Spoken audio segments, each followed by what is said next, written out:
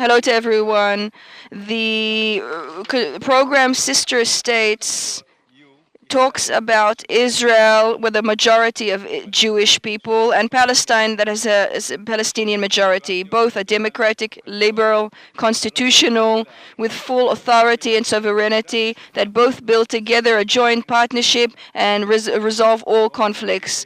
For the Arabs, part of this deal is that they acknowledge the Jewish majority in the state of Israel and agree to a very small Arab minority that will not destabilize the Jewish majority of the state, and agree that the borders of peace will be sealed and movement will only be allowed for those cleared parties. Now, as for the Jews' role, the Temple Mount will be Palestinian, and the Western Wall will be Jewish, so that there is an urban continuity for the Palestinian state from north to east. The rest of the Jewish neighborhoods in Jerusalem will be held by the Jews, by Israel.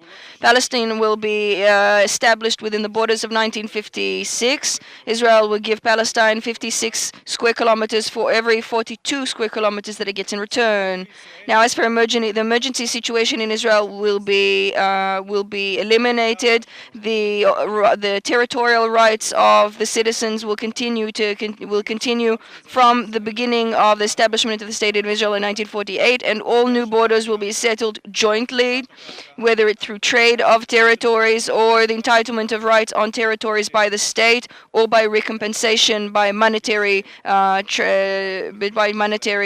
compensation. 3% of the state of Israel will undergo a serious evaluation, and any lands that are considered non-strategic security lands will be given back to the Palestinians or be compensated by a trade of territories to bring back a balance that we had before 1948. Now, as for the principles of this program, 10% of the national budget of Israel and Palestine for the next 50 years will be for the establishment of a conflict resolution fund, along with UNRWA and other donations from the global community.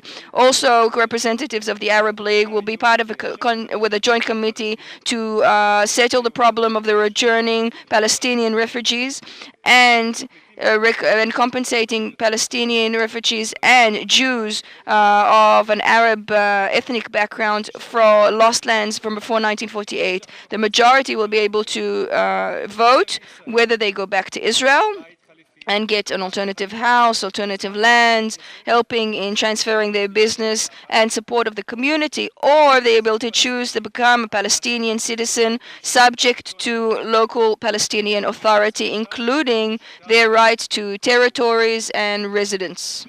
Now, within this peace agreement, there will be a resolution regarding all conflicts, regarding prisoners of war and political activists.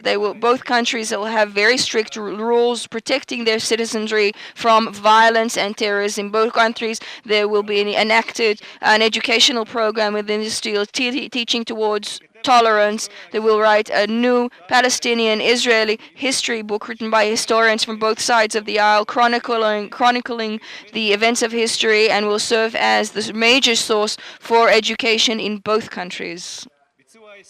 Now, the implementation of the plan will be according to parliament resolutions of both countries, comprehensive policies regarding all areas that have been mentioned, an investigative community, meaning that the majority of citizens from both sides of the aisle will feel that the conflict has been resolved in a way that benefits and serves their best interests. This will be implemented in every time, and there will be a full safe backup mechanism for any time that the process finds itself stalled, and this will be also by mutual agreement of both countries. Now, after the agreement booklet to be published, there will be a process where a majority of people from both sides of the aisle get to understand it, and knowledge is disseminated regarding this agreement. The whole point of this process is to build trust. When there's trust, there will be no more conflict.